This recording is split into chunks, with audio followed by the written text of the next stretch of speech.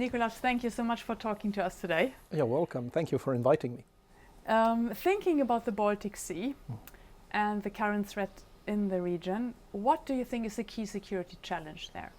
In my perspective, in the French Navy perspective, nowadays the key security, the emerging challenge is underwater and seabed warfare in the Baltic, of course, but elsewhere, because every country in the world is nearly concerned by this issue of seabed warfare.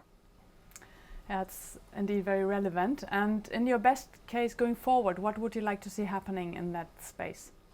Well, looking at what happened in the Baltic, especially in September 2022, we became aware that sea by itself, undersea, is not protecting the objects we put there. And the problem is that starting from mid-70s with the first oil shock consequences towards today, the development of the world's economy in the West, but everywhere in the world, was made using seabed, using undersea for laying electric interconnectors, for laying data telecommunication cables, for developing oil and gas rigs, not in the Baltic of course, but let's think at the North Sea, and also to develop our energy system and our telecommunications system. So both transition, the energy transition and also the digital transition are linked to the seabed today. And the problem is that this seabed is barely known. You have to be aware that the seabed is less known than outer space. Close to 3% of the seabed of our planet is known with a precision of less than 1 meter. That sounds like a really comprehensive security undertaking to secure that. What do you see are the key actors in that space? The key actors, surprisingly, were not at first the military, because all the technologies that are used nowadays for underwater and for seabed economic activities were developed first of all by the oil and gas industry. The military are second comers nowadays, and they need to have the support of this original industry, but also for the science community, because a large part of technologies to go over 2,000 meters were developed firstly for science and then after for oil and gas industry. So it's really a matter nowadays of cooperation, civilian, military, public, private, in order to secure this whole space. And thinking of the Baltic, who could initiate that collaboration, do you think? It's a point that started to be considered with a very serious angle by NATO and the EU at the same time. Because of Nord Stream in 2022, but because also of what's happening every day in the Baltic regarding telecommunication cables, or also regarding electric interconnector. In late 2024, the S-Link 2 issue, the electric interconnector that was connecting Estonia and Finland was cut by a dragged anchor, made people aware that there is a dramatic security issue.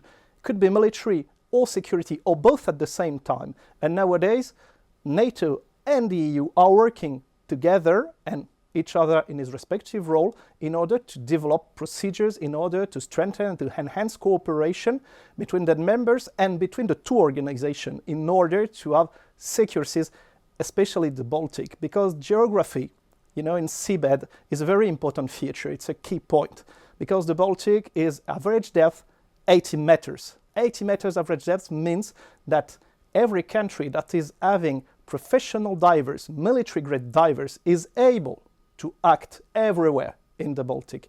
It's different if you look at the Mediterranean, different if you look at the Atlantic, for example. Average depth of the Mediterranean is 1,500 meters. Average depth of the Atlantic is 3,300 meters. So every region is having its very specific challenges, but in the end, it's everybody's issue.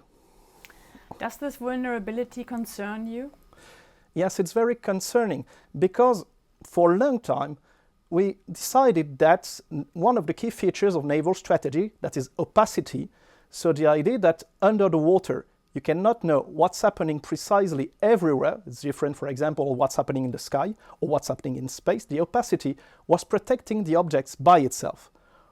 And Nord Stream showed us that opacity is not protecting the objects. Opacity may protect the perpetrator of the attacks. So now we need to develop cooperation, we need to develop the technologies, we need to develop the ability to exchange information, intelligence, capabilities to act in order to create this security, because these waters that we call in strategy the green waters, not very close to the shore, not in high seas, the in-between, more or less the EZ nowadays. These green waters are nowadays the core of our economies, the core of our transitions. And critical issues can happen if some specific underwater infrastructure are directly targeted by an adversary. Do you think we're on a hopeful path? Yes, of course there is a hope, because the technologies have been already developed by scientific administration, by the oil and gas industry, by new actors that are nowadays transferring the technologies to the industrial basis in order to develop these capabilities for the navies. And when you're looking where are the first navies in the world, they are in the West. They are in the Baltic, they are in Europe, they are in NATO. So if they want to invest, if they have really this dedication to create secure underwater, they are able to do it. Thanks a lot for talking to us today. You're welcome. Thank you.